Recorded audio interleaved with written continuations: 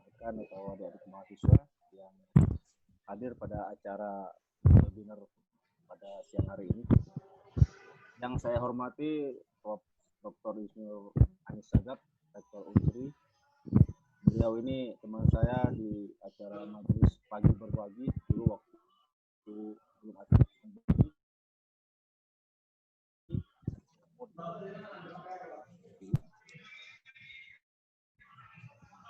Ini udah jarang. Yang saya hormati. Mohon maaf Pak Rudin, suaranya dideketin Pak. Mic-nya nggak kedengaran di panelis atau di peserta. Terima kasih.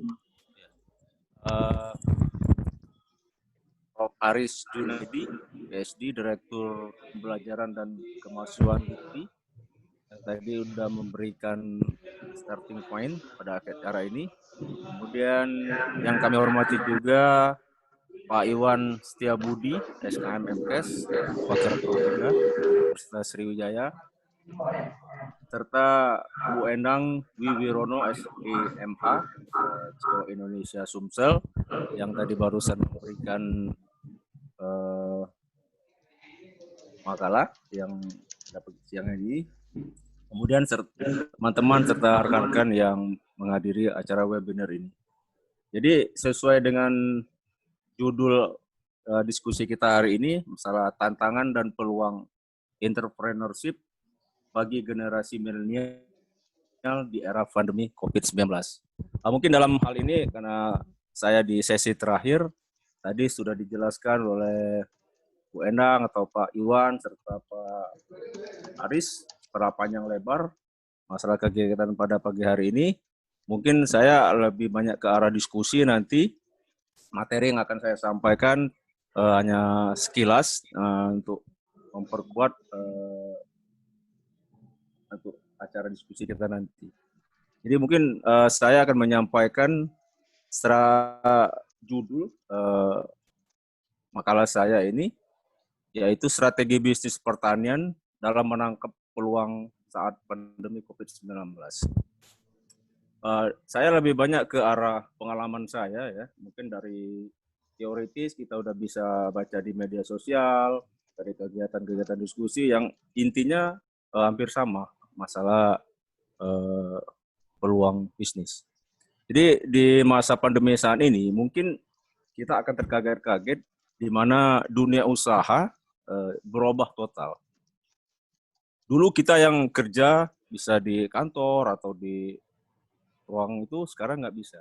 Jadi kita melakukan secara WFH, work from home.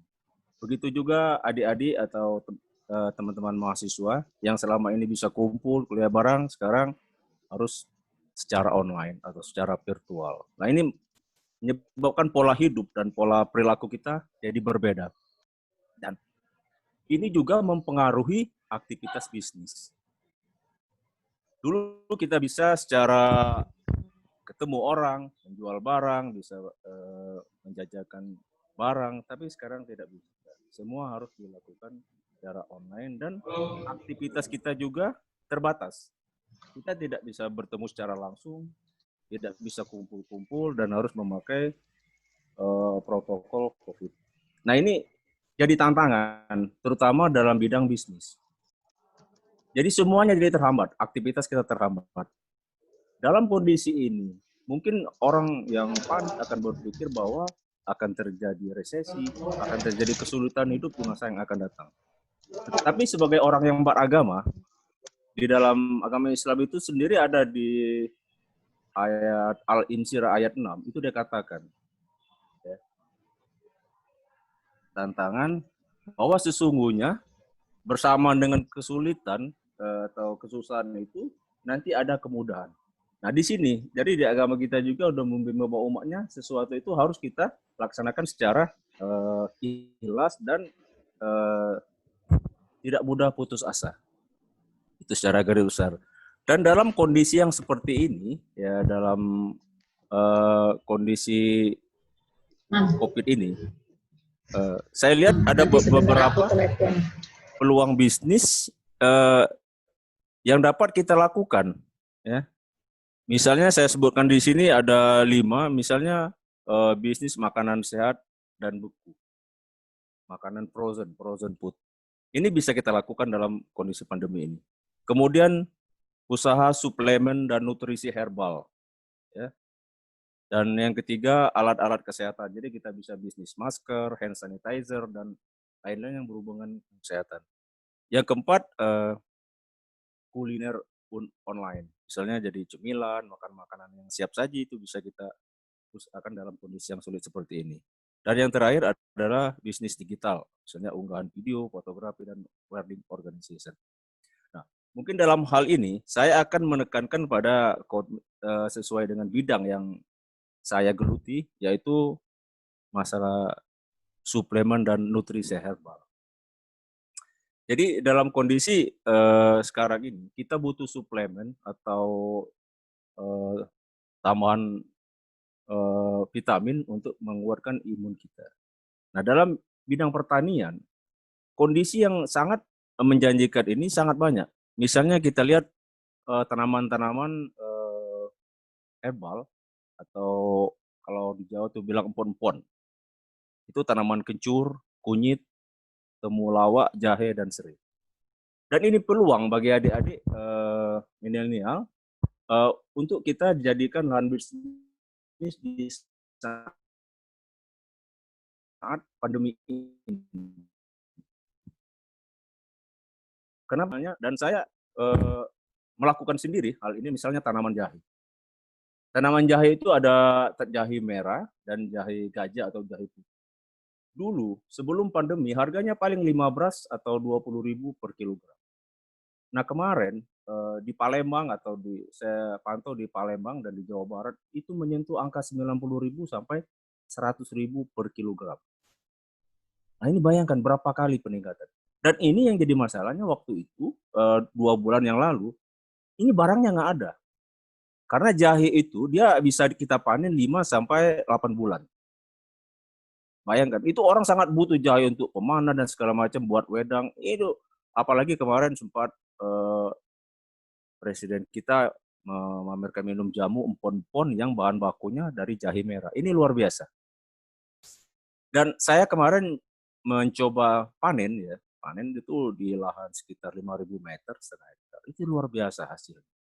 Dan ini peluang bisnis. Itu salah satu. Kemudian kunyit, temulawak, dan serai. Nah, inilah jadi adik-adik sekalian atau teman-teman yang bisa mencoba bisnis. Nanti sudah dijelaskan secara panjang lebar bahwa dalam berentrepreneur bisnis ini kita jangan malu. Dan kita harus punya daya juang atau semangat juang yang tinggi. Gagal, usahakan lagi. Nah, mungkin karena saya terutama berkecimpung di bidang-bidang pertanian ini, peluang-peluang seperti ini sangat bagus untuk kita kembangkan. Dan ke depan kita belum tahu pandemi ini sampai kapan. Ya, apa 2 bulan lagi, 3 bulan lagi, atau 1 tahun lagi. Nah, dengan usaha-usaha di bidang pertanian ini, terutama yang herbal untuk misalnya kunyit, kencur, temulawak, dan jahe. Dan ini bukan peluang, dan ini bisa dilakukan oleh siapapun, dimanapun, karena tanah kita subur dan luas, dan tanaman ini jahe atau zingiber ini hidup di mana-mana di kita dan bisa kita usahakan. Nah, ini saya cerita aja ini karena saya melaksanakan sendiri. Jadi saya lebih banyak cerita pengalaman di sini. Nah, kemudian tanaman siri. Siri juga banyak di kita. Karena seperti kita ketahui, siri ini merupakan antioksidan. Ya, antioksidan, dan untuk fermentasi segala macam banyak dibutuhkan ini.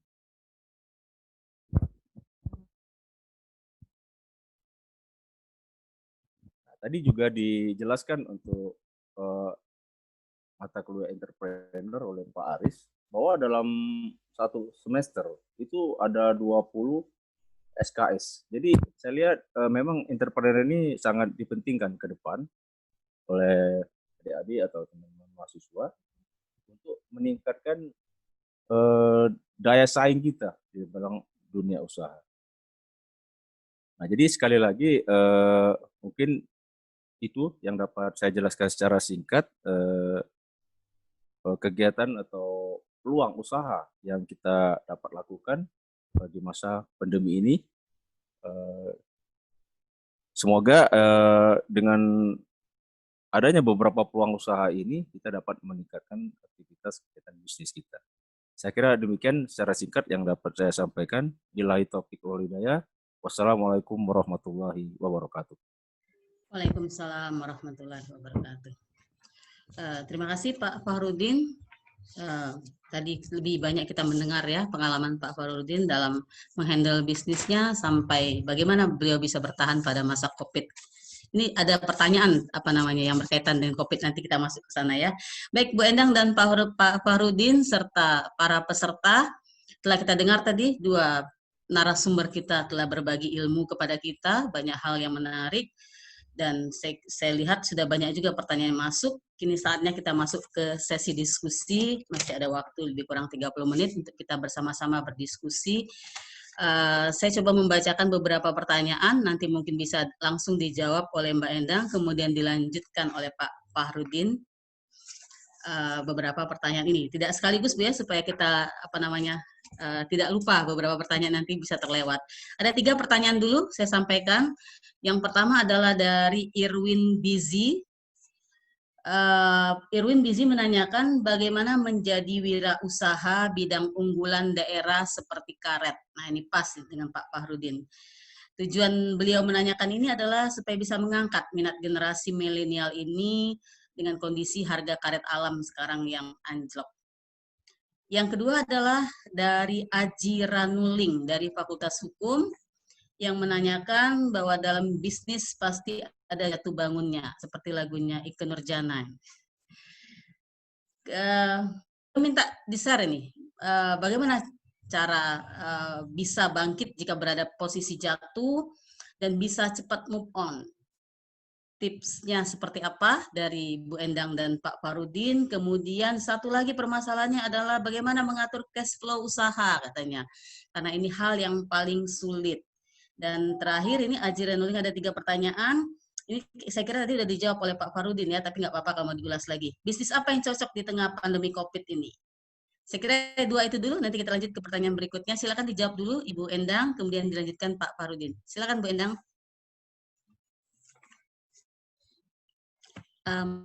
Mic-nya. Oke, baik. Baik. Atau saya juga boleh jawab ini? Boleh, itu boleh. Boleh. Jadi kalau mengenai usaha komoditas lokal, sebenarnya ini kan sekarang lagi banyak giat-giatnya ya. Kayak mungkin Muba punya unggulan kain apa seperti itu, terus kemudian juga kayak Palembang mungkin punya jembutan apa, terus saya dengar juga kemarin Bu Bupati istrinya Pak Popo itu juga dia punya kain apa. Nah, mungkin komoditas-komoditas lokal seperti sumber-sumber alam kayak tadi juga sawit atau karet itu menurut saya betul-betul saat ini menjadi penunjang seperti itu. Karena kalau kita bicara juga Sumsel ini kan memang menjadi menjadi resources utama untuk perkebunan kan.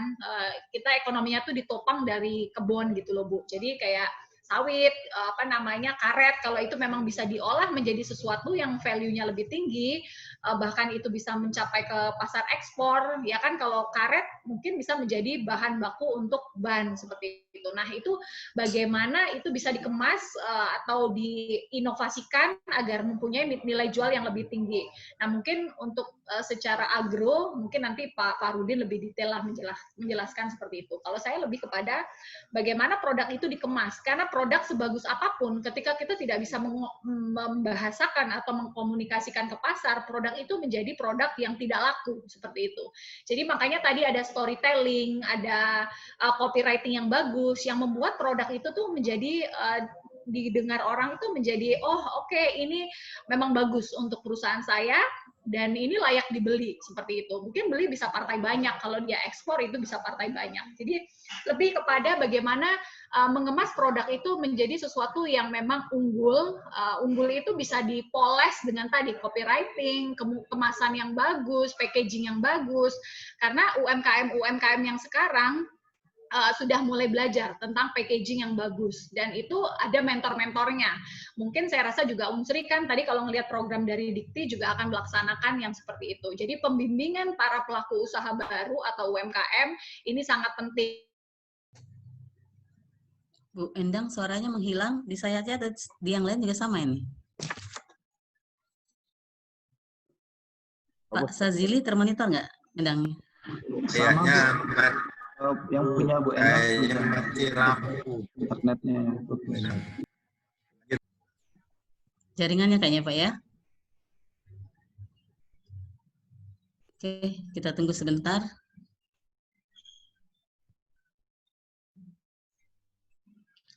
Ini kendala kita nih kalau seminar online. Bu Endang, apakah sudah bisa bergabung? Atau kita beralih ke Pak Fahrudin dulu, Pak ya, sambil menunggu Bu Endang nyambung lagi. Silakan Pak Fahrudin, sambil menunggu Bu Endang, silakan Pak Fahrudin dulu. Terima kasih, itu Bu Riswani. Saya tadi lupa, sini ada dosen saya juga nih, Prof. Nuni Gopar, yang lupa saya sebutkan. Beliau monitor kayaknya. Jadi saya lanjutkan menjawab pertanyaan Pak Irwin tadi, bagaimana bidang usaha yang sedang susah seperti perkebunan karet. Jadi begini Pak Irwin, perkebunan karet kita sekarang memang lagi kondisi dari Indro sendiri, organisasi karetnya itu lagi menurun.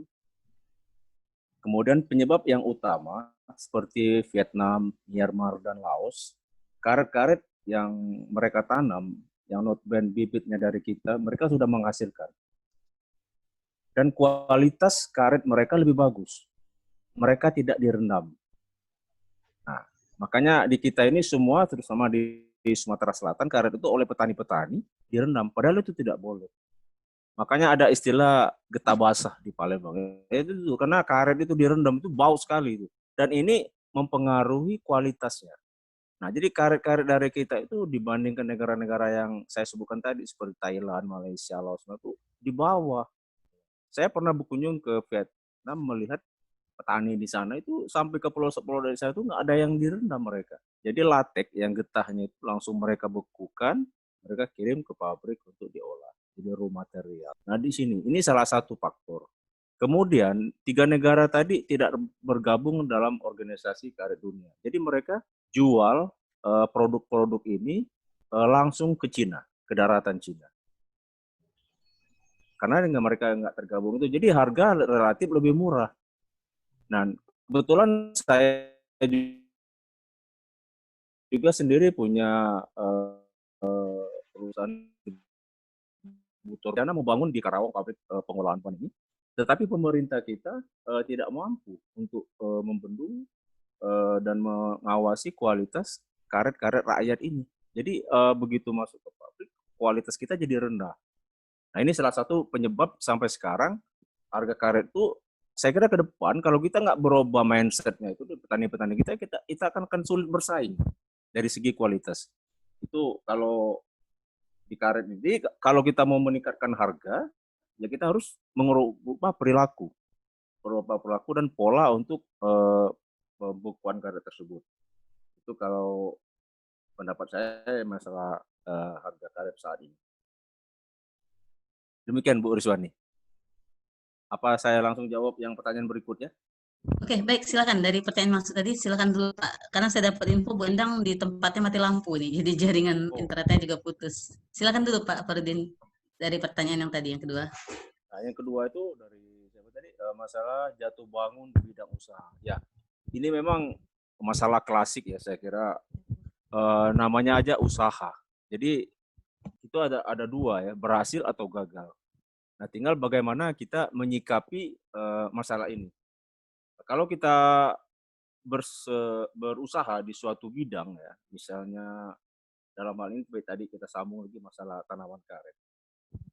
Ya memang harga itu fluktuatif, apalagi kondisi perekonomian global itu yang tidak menentu kan. Jadi mungkin di saat tertentu ya harga karet ini bagus, tapi di saat-saat lain waktu mereka akan jatuh. Contohnya karet, saya lihat dari tahun 46 lah, saya setelah kita merdeka itu nggak pernah turun harga. Selalu bagus sampai tahun 2015-16 kemarin. Itu dia baru turun harga. Dan turun ini sangat sangat jauh ya bandingkan dengan dulu. Dari harga di tingkat petani itu 8.000 sampai sekarang tinggal 3.000 atau 4.000. Itu jauh sekali. Jadi saya ingat karena orang tua saya juga dulu petani karet, waktu kecil itu harga 1 kilo karet itu kita dapat 3 kilo beras, 3 kilogram beras. Harga 1 kilo karet. Tapi sekarang kebalikannya. 3 kilo karet baru dapat 1 kilogram beras. Jadi sangat ini pengaruhi. Ini di lapangan saya cerita ya, saya nggak cerita teoritis tapi di lapangan. Nah, jadi petani-petani karet itu bagi yang nggak kuat, dia akan lari ke sektor usaha lain. Tinggalkan kebunnya itu. Jadi kuli bangunan di kota dan usaha-usaha perkebunan juga yang skala kecil akan tutup. Mereka nggak mampu lagi karena nggak ada orang yang mau menyadap. Kecuali yang lahan-lahannya besar, misalnya di atas 500 hektar, masih berusaha untuk menghidupkan tanaman karet. Makanya kemarin waktu ada seminar dengan Pak Alek, saya jawab kenapa terjadi asap ya 2017 kemarin sangat besar di kita. Ya itu tadi, karena petani-petani itu karet-karet itu ditinggalnya terjadi kebakaran. Nggak diawasi lagi, karena harganya sangat murah. Nah, tapi begitu karet itu harganya bagus, mereka akan simalan jaga, jangan sampai terjadi kebakaran. Ini salah satu faktor. Nah, jadi bagaimana kita mengatasinya? Jadi kita harus menyikapi.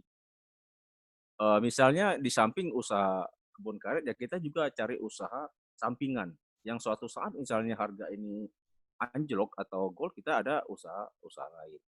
Nah itu secara kebersihan. Saya lihat Ibu Endang udah bisa ikut lagi tadi. Demikian Bu Riswani, silakan dilanjutkan.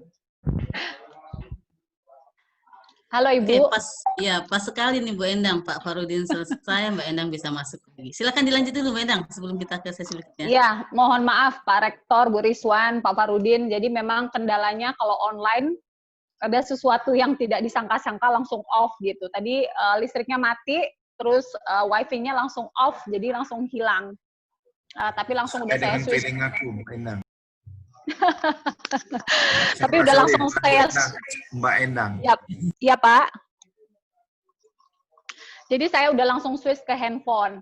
Nah, bicara tadi tentang hasil usaha tadi ya. Jadi balik-balik lagi, produk sebagus apapun kita harus mampu mengemasnya dan mempromosikannya dan mengkomunikasikan bagaimana produk itu juga bagus dan layak untuk dibeli seperti itu. Karena tadi dengan skill copywriting, dengan skill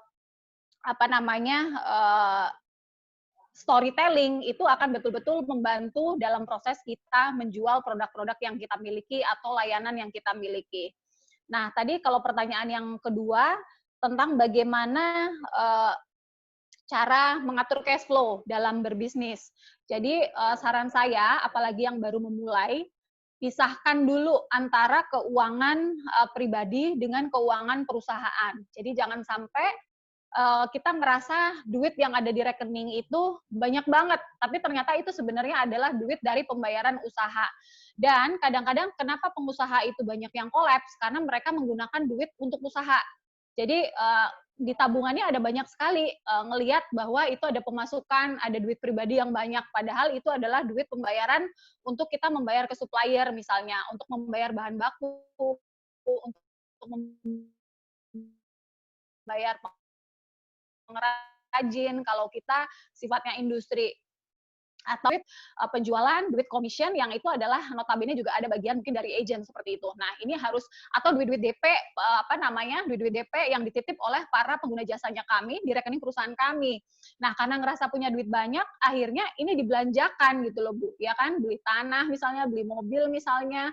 Nah, ini yang kadang-kadang membuat para pengusaha kita itu cash flow-nya tidak sehat gitu. Terus kemudian juga memakai dana bank misalnya. Memakai dana bank itu kayak KMK. KMK itu kan dipakai standby loan yang betul-betul dipakai untuk pembayaran yang betul-betul jatuh tempo. Misalnya ya tadi kita harus membayar bahan baku, supplier, dan itu kan kita pakai berdasarkan total uang yang terpakai di bank.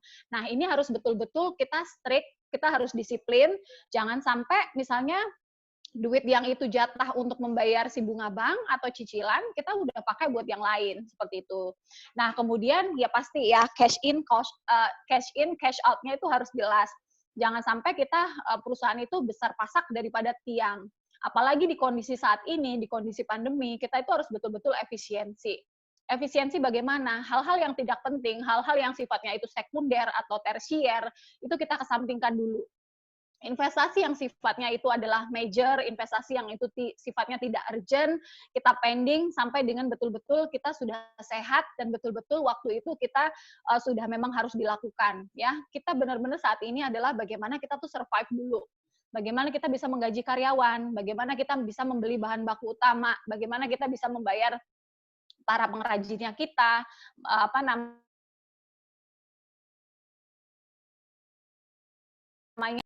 membayar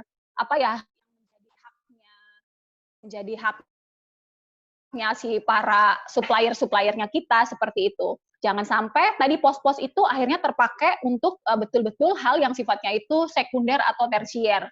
Efisiensi kayak listrik, AC mungkin betul pakai untuk sesuatu yang penting dulu, seperti itu. Mungkin pemakaian kalau biasanya pakai AC-nya itu sampai dingin sekali, mungkin sekarang bisa di setting untuk ya yang penting kita adem, seperti itu. Ya, jadi betul-betul hal-hal kecil tapi ini akan berpengaruh ke cash out-nya kita. Jadi betul-betul di kondisi saat ini kita tuh yang penting survive dulu. Kita tuh yang penting bertahan.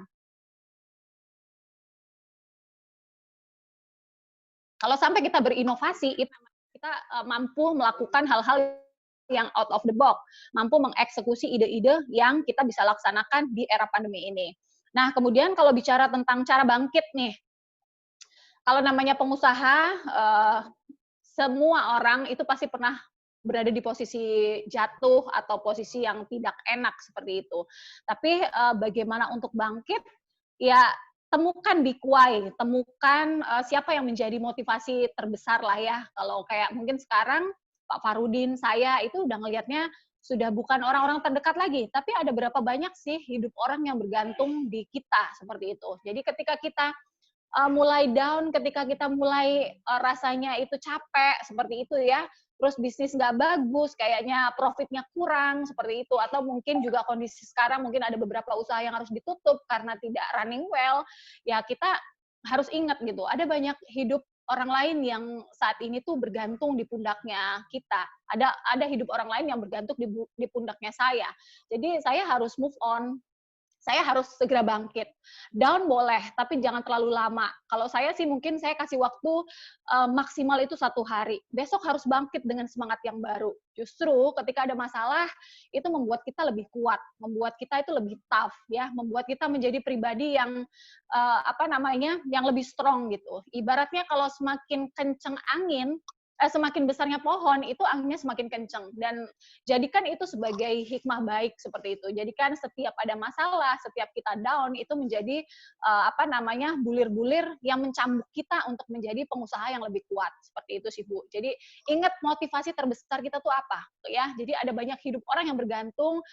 Kalau kita sampai down, mindsetnya kita menjadi runtuh karena hal-hal yang mungkin sangat berat, nah itu pikirkan yang seperti itu. Jadi itu sih mungkin tipsnya untuk bisa lekas bangkit ketika kita dalam posisi terpuruk. Mungkin itu, Bu. Baik, terima kasih Bu Endang. Saya kira sudah menjawab tadi ya, sekalian memberikan tips dari Pak Farudin maupun Pak Endang terhadap pertanyaan yang diberikan tadi. Mudah-mudahan bisa menjawab semuanya ya. Kemudian Bapak dan Ibu, sebelum kita lanjut masuk ke Q&A kembali, kami persilakan dulu kepada Bapak Rektor kita, Profesor Dr. Anis Sagap. Mungkin ada yang ditanyakan kepada kedua entrepreneur kita, atau malah memberikan tambahan sharing kepada semua peserta ini. Silakan Bapak.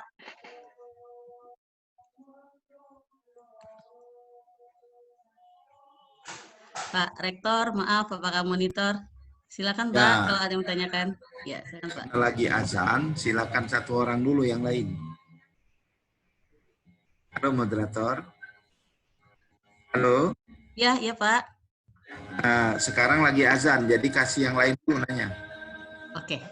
Baik, terima kasih Bapak. Sebentar azannya udah baru selesai. Oke, kita lanjut. Nanti setelah ini baru Pak Rektor satu-satu karena keterbatasan waktu. Saya gabung masuk ke pertanyaan ke strategi-strategi nih Bu Endang dan Pak Farudin. Banyak peserta menanyakan bagaimana strategi yang tepat dalam mengatasi persaingan, kemudian strategi dalam melakukan forecasting, jadi peramalan usaha ke depan itu supaya mampu bertahan, dan satu lagi strategi untuk mengatasi rasa takut pada saat memulai usaha. Jadi ada 3 strategi nih saya rangkum yang diminta oleh peserta untuk Pak Farudin dan Bu Endang. Silakan, Bu Endang dulu apa Pak Farudin dulu nih? Boleh, monggo Pak Farudin. Silakan. Senior dulu. Oke, senior dulu. Nanti kualat Bu ya. Silakan Pak Farudin. Tolong Bu Riswani diulangi lagi tuh pertanyaannya. Oke. Para peserta minta dibagikan bagaimana tipsnya atau strateginya dalam menghadapi persaingan yang saat ini persaingan itu selalu muncul yang baru. Kemudian bagaimana strategi forecasting, jadi meramal usaha kita ke depan itu bagaimana yang terbaik. Kemudian yang terakhir adalah strategi untuk mengatasi rasa takut saat memulai usaha. Silakan Pak Farudin. Ya, terima kasih Bu Riswani.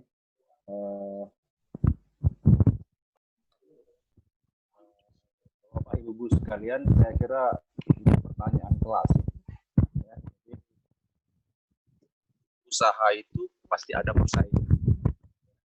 Dan setiap usaha itu pasti ada masalah, dan setiap kita memulai sesuatu itu pasti ada rasa takut. Itu manusiawi dan wajar. Jadi kalau dalam dunia usaha,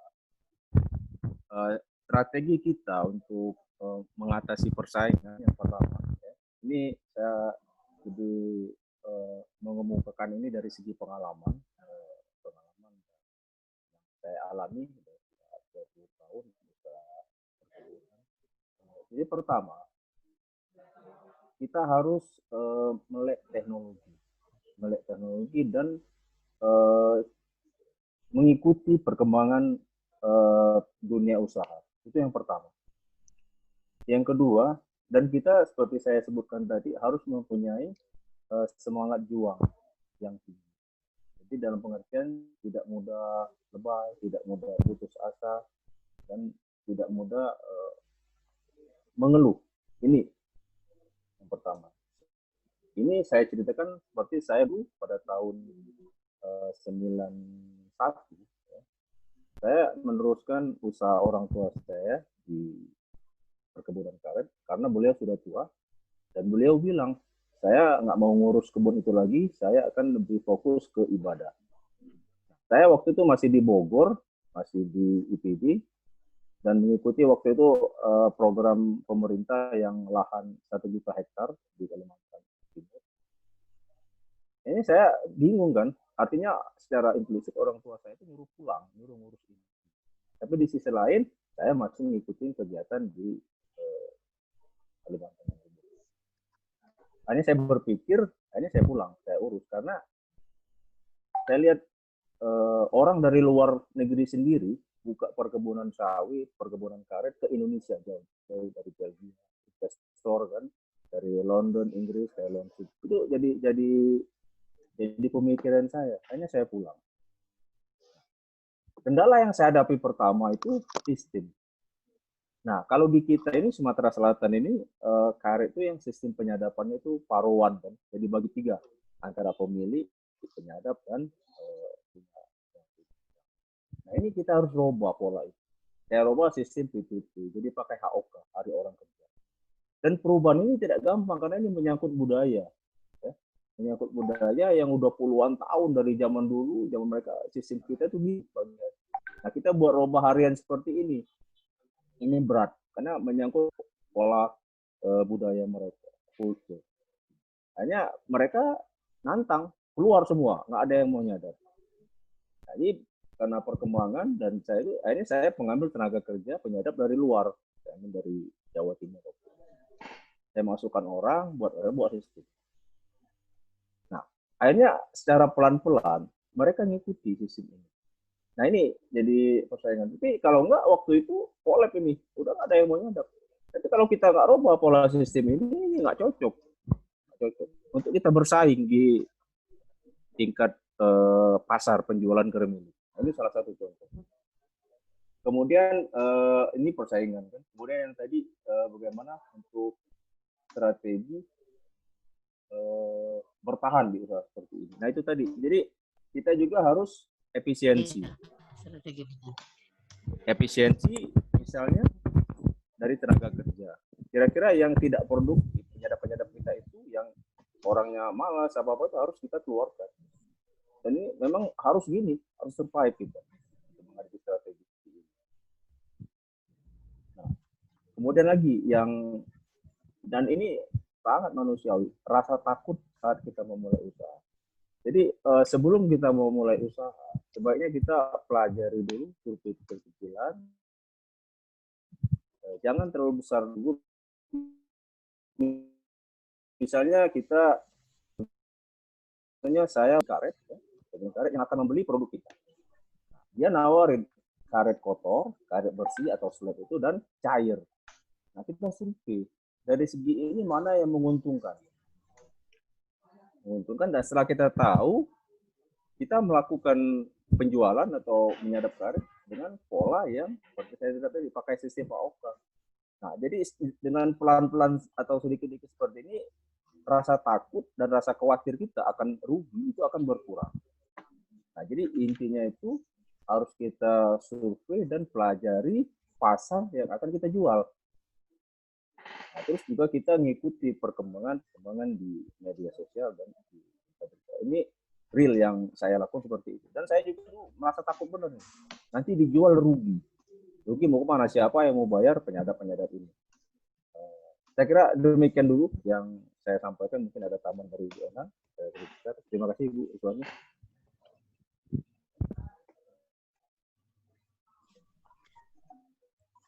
Baik, terima kasih Pak Farudin. Saya boleh menambahkan sedikit seperti kata Ibu Endang tadi Pak Farudin ya, kalau mau berperang itu harus siap peluru dulu. Jangan nggak punya peluru, nggak punya alat bela diri, nggak punya senjata, mau melawan Mike Tyson langsung. Mati konyol artinya Pak ya. Oke, terima kasih Pak Farudin. Lanjut Ibu Endang, silakan Bu.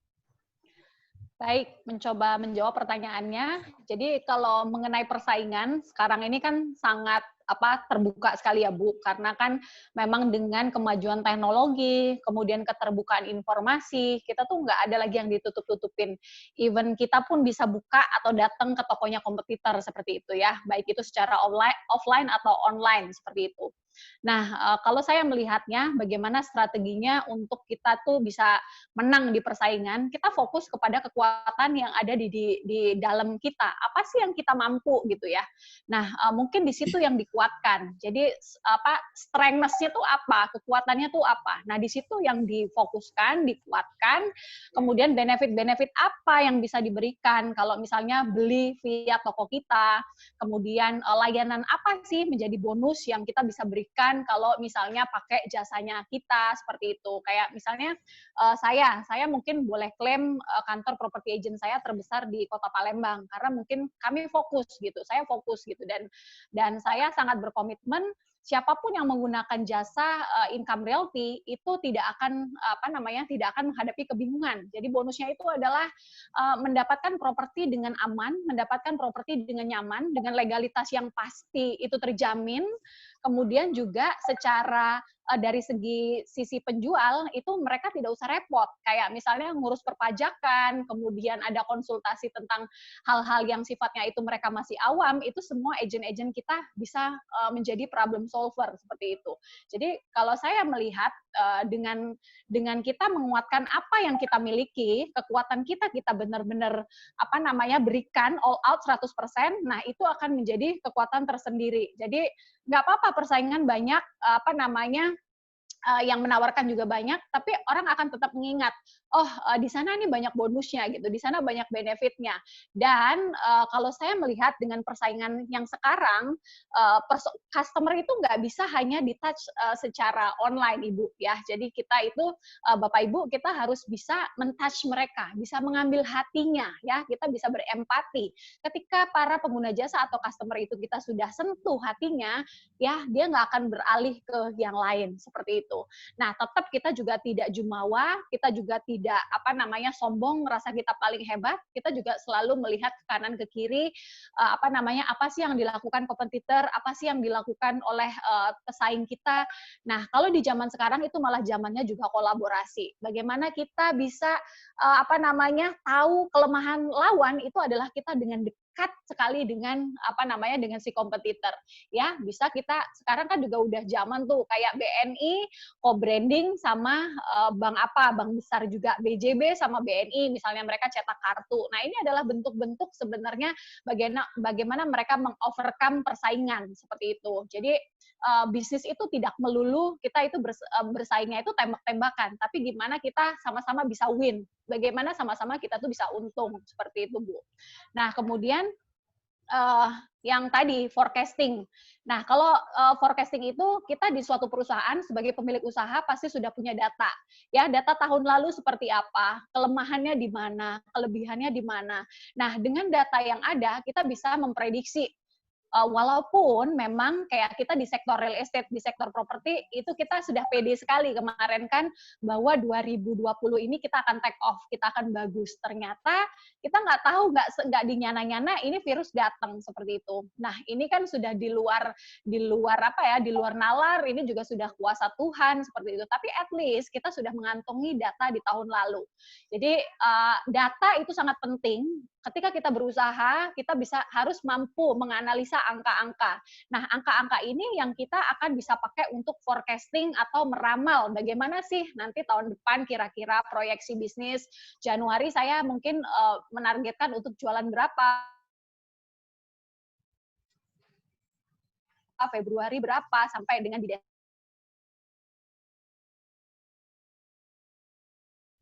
kemudian tadi Pak Farudin sudah sampaikan, kita harus melek teknologi, kita harus melek semua berita yang ada, jangan jangan ya fokus boleh, tapi kita tetap harus mendengar informasi bukan sebagai iklan, tapi setidaknya menjadi bahan referensi untuk kita mengambil keputusan yang terbaik. Nah, kalau untuk mengovercome rasa takut ketika memulai usaha, saya dulu memulai usaha dari 21 tahun. Bayangkan, tidak ada mentor, saya juga bukan bisnis itu karena warisan, bukan karena saya sudah tinggal itu dari nol seperti itu ya. Jadi ngapain harus takut? Kalau masih muda, apalagi baru tamat kuliah, habiskan jatah gagalnya gitu loh. Ya, kalau masih muda, usia 21, usia 19, usia 23, gagal itu resikonya masih sendirian. Tapi nanti kalau sudah di posisi saya, udah punya anak, udah punya suami, itu resiko bisnis atau resiko apapun keputusan yang kita ambil itu sudah untuk berapa orang.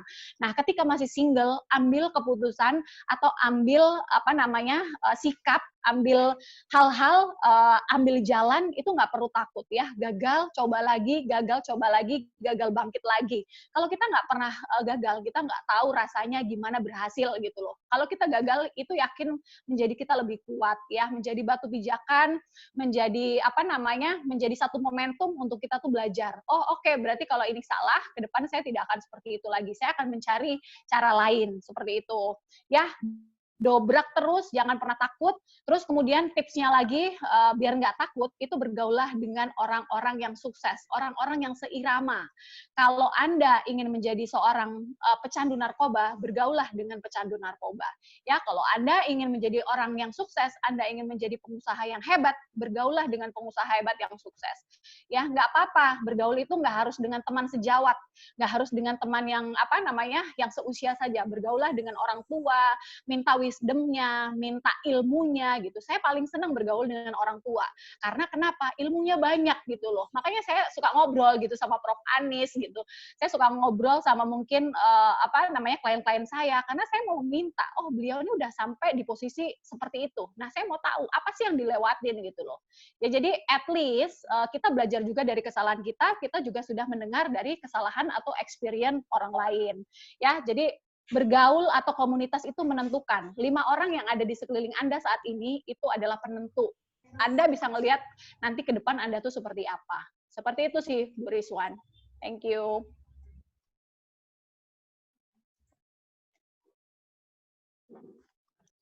Oke, baik Bu Endang. Iya. Ya. Terima kasih Bu Endang.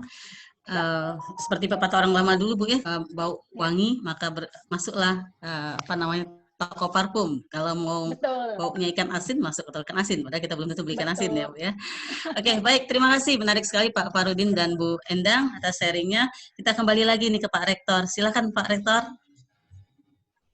Oke, terima kasih Bu Rizwani, moderator. Assalamualaikum warahmatullahi wabarakatuh. Yang saya hormati Waalaikumsalam. Bung Farudin, Bapak Ibu, adik-adik mahasiswa sekalian yang saya cintai. Saya mengikuti ini bukan karena saya sebagai rektor, tapi saya ingin berguru. Mbak Endang ini pegang 4 passion tadi, itu tepat sekali. Ya, passion of knowledge, passion of business, passion for people, dan lagi satu lagi passion of service. Nah, sering ketemu beliau ini di airport, dan beliau ini berangkat bukan berangkat untuk ngeceng, berangkatnya for bisnis. Dia ke Surabaya, kemana-mana, sedangkan saya berangkat karena tugas. Jadi mungkin kalau ke direktur lagi, itu jarang ketemu Mbak Endang. Didanai ya baik oleh Unsri maupun Dikti. Nah, saya bangga Mbak Endang alumni kita, Pak Ruzin alumni kita, dan banyak alumni kita lain yang berhasil. Nah, mungkin untuk Pak WR3 ya beserta BAK dan khususnya kemahasiswaan, jaringan ini supaya jangan hanya untuk kita ketemu kongko-kongko, bumikan, tanamkan di kemahasiswaan itu. Apalagi tadi Pak Direktur sudah menawarkan kita untuk memberikan dana khusus untuk anak-anak yang berwirausaha. Memang wirausaha ini susah-susah mudah. Kalau orangnya orang yang sombong dan tidak aktif, insya Allah tidak sukses. Kata Bu Endang tadi. Satu contoh Mbak Endang ini di airport, walaupun nggak ada kepentingan, beliau ke saya paling tidak ngobrol, Pak bagaimana Bapak punya usaha atau tidak, saya punya ini, mohon saran. Ini orang yang nggak semua orang loh punya ini. Nah mungkin Pak Iwan ke depan, anak-anak kita itu harus tanamkan seperti Mbak Endang ini. Termasuk Bung Farudin. Kalau ketemu aku di Monabe, beliau selalu dengan Pak Rektor. Ya karena memang beliau alumni, tapi bukan oleh itu, karena inner beauty-nya itu jalan. Ini barangkali bidang kemahasiswaan. Kemudian yang berikutnya adalah, kalau nanti memang anggaran yang dari Dikti kita dapat banyak, atau misalnya Pak WR3 ini kan baru ini, berminat saja, berminat dan berbakat untuk kita jadi usahawan, itu supaya didampingi oleh orang-orang ini, kita minta sebagai mentor mereka ini. Jadi mentor itu tidak hanya orang-orang dalam, kalau orang dalam ya boleh saja, tapi pelaku bisnis itu menentukan juga, bukan lebih menentukan menurut saya untuk dia sukses atau tidak. Jadi yang dalam itu nanti sebagai pendamping untuk keilmuan ya. Tapi untuk sukses harus memang orang yang sudah pernah di lapangan. Nah, itu Bu Endang dan Pak Farudin saya apresiasi sekali menyediakan waktunya. Sekaligus saya berpesan ke depan supaya turun gunung. Anak-anak kita banyak yang berpotensi. Kita ada alumni kita juga lain seperti Taka ya.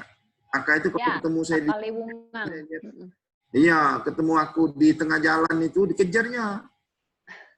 Apa? Orang-orang seperti ini biasanya memang. Dan dia apa namanya, lihat peluang ya.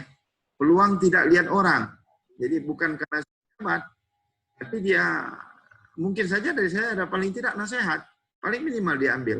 Dan ini saya yakin mereka-mereka ini melakukan kepada setiap orang, ya. Nah, seperti Mbak Endang bilang tadi, mungkin saja di sekitar dari tukang parkir, bisa jadi. Bisa jadi. Ya, aku juga dapat rezeki ada yang dari tukang yang orang yang tidak kita ini, yang kita lihat mata sebelah, nggak tanya bawa rezeki untuk aku. Nah, jadi ini mudah-mudahan nanti kemahasiswaan ini, terutama kepala biro, saya ada kritik sedikit untuk yang penyelenggara ini. Ini luar biasa, Mbak Endang ini ngajari yang ilmu yang belum pernah aku dapat. Makanya dari tadi, gawe aku banyak sebenarnya. Tapi lihat dari awal tadi, wah ini luar biasa. Tambah Pak Fahrudin pula cerita bisnis sama apa tadi, sawit ya. Nah, ada 1 juta hektar itu Pak Fahrudin, kalau ada loka, tanah gratis, aku mau ikut. Siap, Pak Rektor. Aku udah akan nanam sawit karena sudah terlalu banyak. Aku nanam kurma, Pak. Oh, Betul. Nah, itu peluang juga, Pak Rektor. Peluang saat pandemi itu. Kalau ada Pak Fahrudin jatah misalnya 100 hektar yang bisa dihibahkan ke saya membuka. Pening, Pak. Iya, Pak Fahrudin. Itu peluang bisnis saat pandemi, Pak Rektor, betul. Nah, jadi saya pesan kepada WR3 ya. Nah, supaya ini aku kritik dikit. Kenapa yang di video ini hanya orang 14 tadi. Kuit 1 13 itu juga cuma 7 yang pakai video, yang lainnya ngoping. Padahal di dalam grup itu saya lihat ada 270 anak yang ikut. Nah, saya tanya webinar, kenapa di-hide? Zaman sekarang harus buka semua. Jadi nanti kemahasiswaan itu Pak Junaidi-nya mana Pak Junaidi? Ngoping cuma itu. Jadi nanti ke depan kan sekarang kamu kan beli ini kan yang Zoom ya.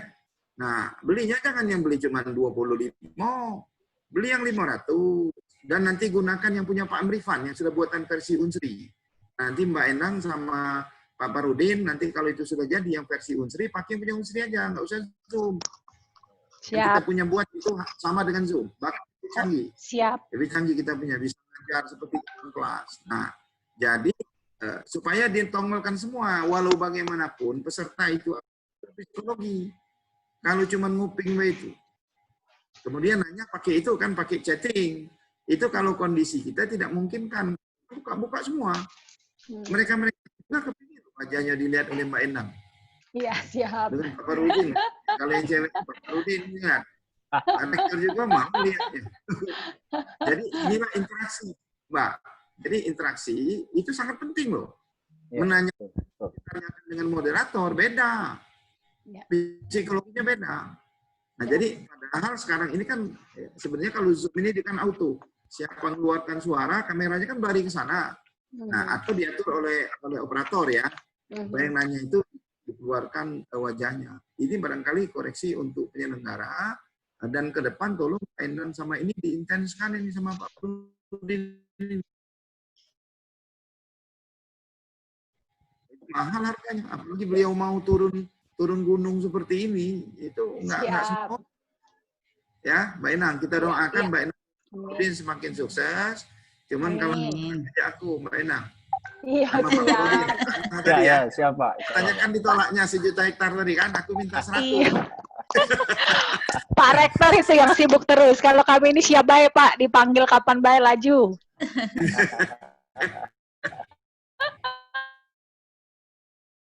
Jadi barangkali itu saya apresiasi betul dan ini saya ingin nanti kita apa namanya apabila anggaran itu turun dari Pak Aris, nah dan kalau nanti Pak W3 masih ikut, aku sudah lari itu. Iwan masih ikut. Nah kalau udah itu mewakili Pak Andi ya, disampaikan supaya, nah ini betul nanti Sekolah Biru nih. Nah jadi jadi insya Allah nanti kita juga kalau memang kurang kita ramu betul dari PNBP. Nah termasuk membina nih jangan sampai usaha itu asal Bu.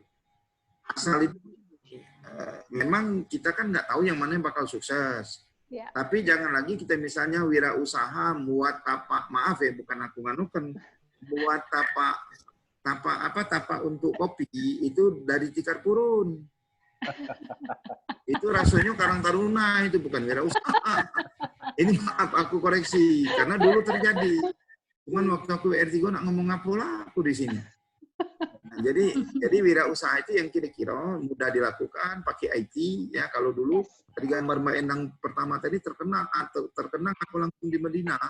Mekah Medina kan entrepreneur semua, tapi dia face to face. Harus datang ketemu belanja nyetor duit kan. Tidak lagi seperti Mbak Endang sambil tidur usahanya juga hasil ke duit. Pak Farudin itu tinggal menerima laporan mingguan, setoran itu ya. Karetnya sawitnya berapa, yang seperti itu yang kita ingin. Dan mudah-mudahan Pak, Ibu sekalian, anak-anak kita itu kita tanamkan, jangan nak begawi. Aman-aman nak mulai ingin ke PNS. Ngumpul duit untuk nyogok. Nah tadi aku dapat entah itu hoax atau tidak, aduh, sudah informasi 5 tahun ke depan KTP PNS. Jadi kalau kita tidak siapkan anak-anak kita dengan yang seperti Mbak Endang, kita buat ciptakan yang perempuannya pokoknya seperti Mbak Endang semua. Yang laki-laki itu seperti Pak Farudin. Nah, setelah itu kalau sukses nyumbang Unsri, ya, baru maju Unsri. Ya, barangkali itu Pak. Terima kasih Mbak Endang, Pak Farudin dan kawan-kawan moderator atas semangatnya, dan tentunya ini tidak yang pertama. Saya nanti tiap bulan ada acara ini, dan anak itu terus kita mentoring. Yang sudah sukses kita bimbing ke arah sukses, yang baru mulai secara termasuk pelatihan-pelatihan yang kekhususan ya detail yang bisa disampaikan dalam namanya pelatihan ini. Terima kasih. Wassalamualaikum warahmatullahi wabarakatuh. Waalaikumsalam warahmatullahi wabarakatuh. Terima kasih. Warahmatullahi wabarakatuh. Ya, gimana Pak Junedi? Baik, terima kasih Pak Rektor. Tadi bukan hanya bertanya, tapi juga banyak masukan yang bisa kita terima dari Pak Rektor tadi, beberapa informasi dan beberapa catatan untuk perbaikan pada series berikutnya ini. Pak Farudin dan Bu Endang, silakan ditanggapi tadi dari Pak Rektor, terutama mungkin dari catatan belakang tadi Pak Farudin, 100 hektar tadi. Silakan Pak Bu Endang dulu. Silakan Bu Endang. Baik. Terima kasih Pak Rektor. Waduh, ini kebanggaan sekali Pak Rektor menyaksikan sampai akhir acara dan mendengarkan kalau kami ini mempraktek lapangan Pak. Jadi kalau teoritis itu sudah banyak sekali di Unsri, dan alhamdulillah saya juga memang kan alma mater Unsri ya. Saya bangga lah. Saya senang kalau sampai bisa berbagi untuk adik-adik yang ada di Unsri. Jadi memang saya juga setuju bahwa Indonesia ini akan kuat kalau semuanya itu fundamental kewirausahaannya itu kuat. Jadi jangan sampai kita tuh menanamkan punya anak atau punya adik, nanti kalau tamat kuliah ngelamar PNS gitu. Berapa orang yang mau jadi PNS, berapa orang yang mau jadi employee. Tapi kalau menjadi seorang pengusaha itu kan at least buka warung aja, buka warung atau buka buka satu usaha atau restoran, itu udah pasti rekrut orang minimal 5 orang. Jadi ada berapa banyak penciptaan lapangan kerja, kemudian kesempatan-kesempatan yang lain. Nah, kami siap lah kalau misalnya Unsri minta bantu kita untuk pembimbingan dan lain-lain, kita siap. Seperti itu. Nah, kalau bicara tadi juga ada pertanyaan kayaknya yang ketinggalan tuh Bu Rizwan, tadi ada yang nanya, apa sih bisnis yang bagus di kondisi pandemi sekarang yang mungkin teman-teman bisa menjadi ide. Jadi sekarang bisnis tuh gampang banget. Bisa juga model bisnisnya itu sekarang mau menjadi reseller ya, reseller bisa, terus kemudian jadi dropshipper juga bisa. Itu modalnya relatif kecil, mungkin hanya pulsa sama skill. Nah, ini teman-teman sambil kuliah bisa menjalankan ini. Jadi jangan sampai jajan pun masih minta orang tua. Ya, mulai bisnis dari mulai sekolah lah. Jadi mental itu udah terbentuk, mental ditolak, mental gagal itu udah terbentuk seperti itu, Bu. Jadi kita latih. Jadi nanti ketika udah siap betul, udah tamat, jadi pengusaha besar tuh udah ready mentalnya. Seperti itu. Silahkan Pak Farudin. Terima kasih. Terima kasih. Baik, terima kasih. Silahkan Pak Farudin. Bu Ruswani, terima kasih. Mungkin saya akan komen dari Pak Rektor tadi. Memang luar biasa nih Pak Rektor kita punya motivasi untuk adik-adik. Jadi gini. Tadi beliau akan menanam kurma. Itu memang luar biasa, dan ini sebenarnya sudah itu pohon kurma tumbuhnya bagus. Nah, tapi kalau di Sumatera Selatan saya ada nyoba nanam kemarin, tapi sulit besar dan tidak berbuah. Dan ini kemungkinan faktor jenis tanahnya ya. Kurma ini banyak tumbuhnya di daerah yang tanahnya banyak mengandung pasir dan kondisi udara yang panas. Sumatera Selatan ini belum terlalu baik untuk pertumbuhan ini. Dan ini sebenarnya peluang usaha juga bagi kita karena beberapa pohon kurma yang saya pernah datang yang di Jawa Timur itu ada sekitar 5 hektar, itu hasilnya bagus, manis buahnya. Dan ini nanti mungkin dengan berkembangnya teknologi, terutama teknologi pertanian, akan bisa tumbuh secara baik di Sumatera Selatan. Dan tadi Pak Rektor juga mengerti supaya adik-adik mahasiswa selesai jangan jadi pegawai itu bagus. Jadi makanya saya lihat dari Pak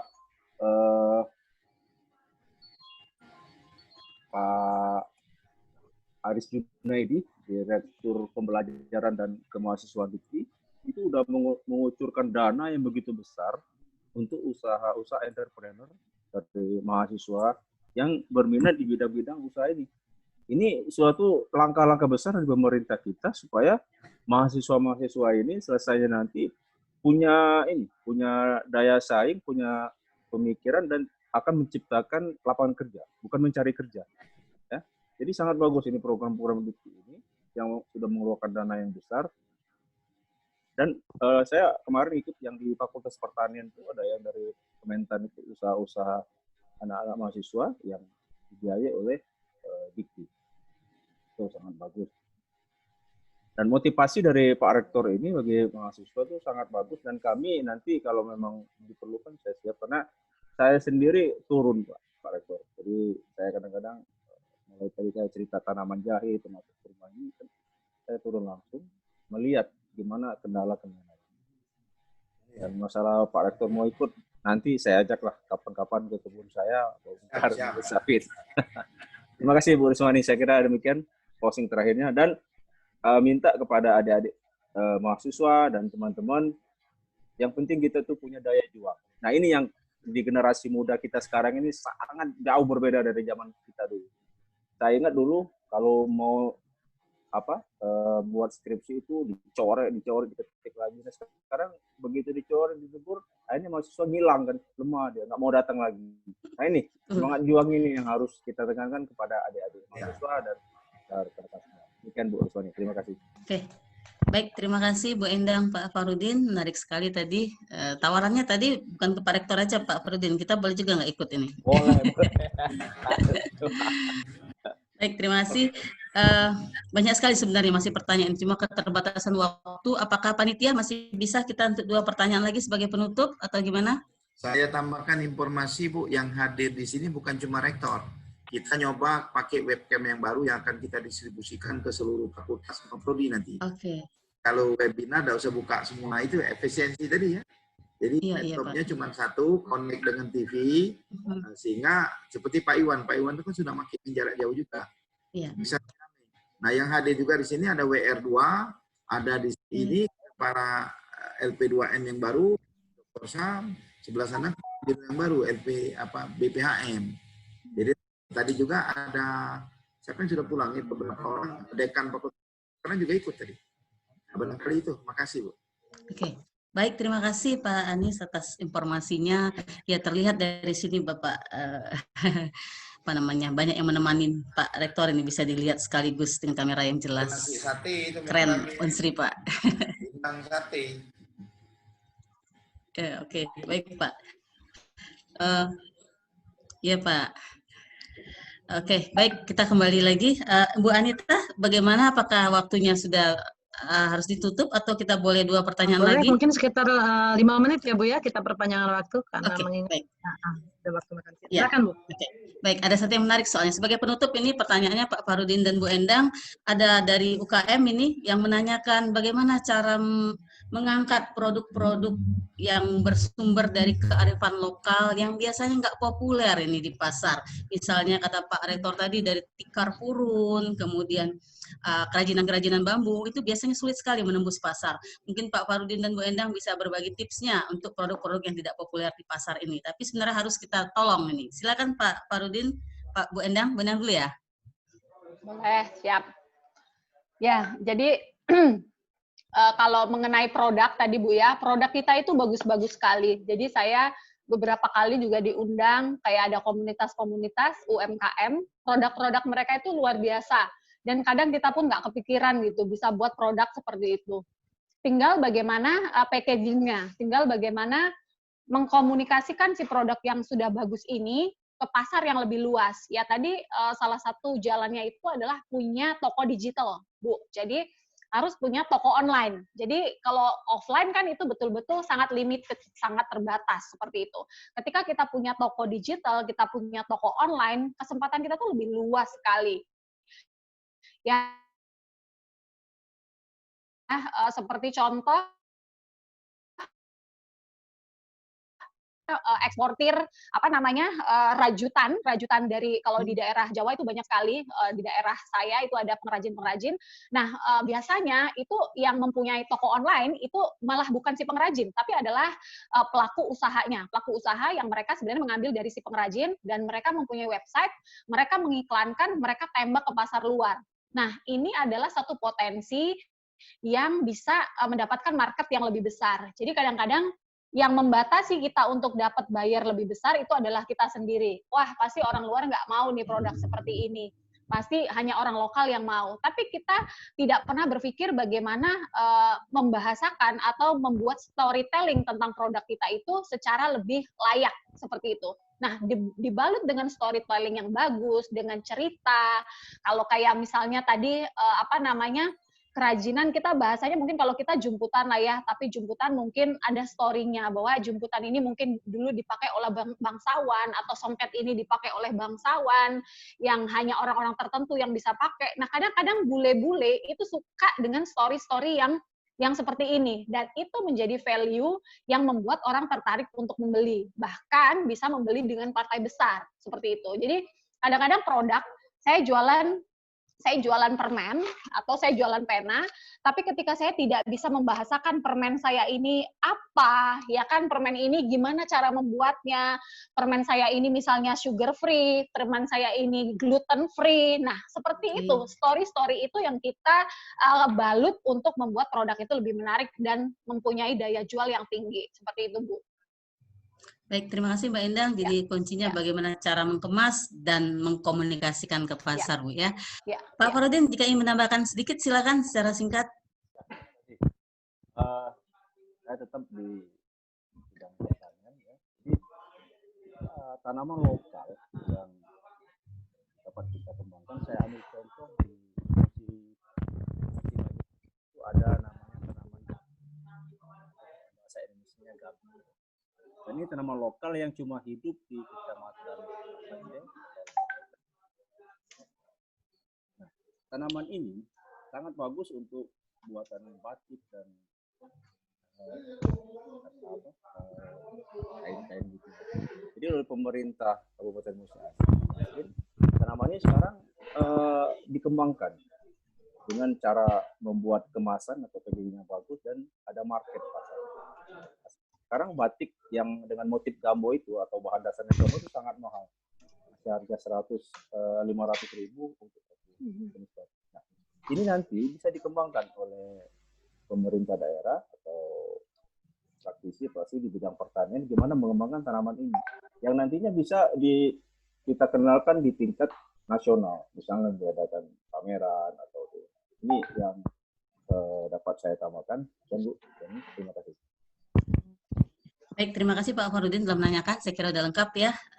Karena waktu yang terbatas, walaupun pertanyaan masih banyak, mohon maaf ini Bapak dan Ibu para peserta, mungkin bisa dilanjutkan nanti tanya jawabnya ke menghubungi media-media sosialnya para narasumber. Boleh, siap. Ya, Pak Endang dan Pak Farudin ini ada IG-nya, saya lihat ada Facebook-nya, silakan di-follow, bisa DM-DM-an di sana ya Bapak dan Ya, Ibu. siap Bu. Baik, terima kasih Bapak dan Ibu. Sangat bermanfaat sekali dan mudah-mudahan juga bermanfaat bagi yang lain. Mudah-mudahan ada seri selanjutannya ini. Bapak Rektor yang terhormat serta para wakil rektor dan pimpinan Unsri yang sedang monitor di sini serta para peserta yang dari seluruh Indonesia nih tampaknya telah hadir di sini. Mudah-mudahan sesi kedua ini memberikan informasi yang bermanfaat dan bisa kita aplikasikan ke lapangannya nanti. Saya akhiri sesi kedua ini, saya kembalikan ke pembawa acara, Mbak Anita. Mohon maaf bila terdapat kekurangan. Wassalamualaikum warahmatullahi wabarakatuh. Silakan Mbak Anita. Terima kasih Bu Riswani. Alhamdulillah sesi kedua telah selesai. Ya, terima kasih banyak kepada narasumber kita yang luar biasa hari ini yang sudah mau berbagi pengetahuan, pengalaman, motivasi, scope soft skill yang mereka miliki. Terima kasih Bu Endang, terima kasih Pak Farudin. Semoga ilmunya bermanfaat bagi kita semua. Mari kita berikan applause ketiga narasumber hebat kita hari ini. Terima kasih juga Bu Riswani meluangkan waktu memandu sesi kedua ini. Akhir kata kami ucapkan kepada semua pihak, kepada Bapak Rektor, serta jajarannya yang telah membantu terselenggara acara ini dengan baik dan sukses, kepada semua pihak, panitia, dan semua peserta yang ikut berpartisipasi aktif dalam kegiatan ini, sehingga kegiatan ini berjalan lancar dan sedikit mengalami keterlambatan. Kami dari panitia mohon maaf jika ada kekurangan dalam penyelenggaraan. Marilah kegiatan ini kita tutup bersama-sama dengan alhamdulillah. Alhamdulillahirrahmanirrahim. Baik Bapak Ibu, dengan banyaknya kegiatan webinar ini, semoga bermanfaat bagi kita semua, dan insya Allah kita punya kesempatan lain, di lain waktu, untuk bersilaturahmi di kegiatan-kegiatan yang lain. Saya tutup dengan, billahi taufiq wal hidayah, Assalamualaikum warahmatullahi wabarakatuh. Waalaikumsalam warahmatullahi wabarakatuh. Terima kasih semua. Terima kasih Pak Rektor, sehat selalu. Bu MC, Ibu Moderator, terima kasih banyak. Ya, terima kasih Mbak Endang, Pak Farudin, dan semua. Ya, sama-sama Ibu. Kak Farudin, makasih. Terima kasih Bu, Anita. Ayo. Pak Farudin, kapan naik motor? Lagi pandemi nih, udah 3 bulan jalan lagi. Ya. Akhirnya, Kak Farudin kita ketemu di webinar ya, padahal kita segrup ya. Baik, terima kasih Pak Farudin dan Bu Endang atas materinya. Mudah-mudahan ini bisa meningkatkan motivasi mahasiswa kita ya. Dan tentunya untuk keberlanjutan mereka untuk bidang wirausaha ini. Juga untuk moderator Ibu Riswani, terima kasih Bu sudah menemani kami. Mudah-mudahan ini bermanfaat untuk kita semua. Demikian, terima kasih. Salam, izin mau live ini. Izin saya juga live, Bapak Ibu. Assalamualaikum. Iya, izin live. Assalamualaikum. Izin. Assalamualaikum warahmatullahi wabarakatuh. Terima kasih semua. Terima kasih.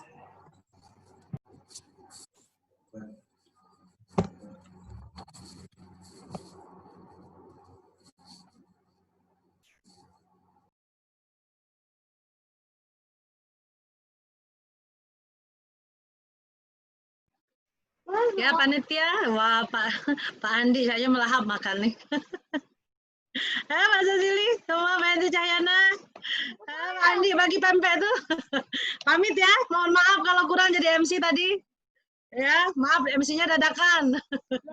Assalamualaikum warahmatullahi wabarakatuh. Mantap MC-nya. Terima kasih. Terima kasih Bu Anita.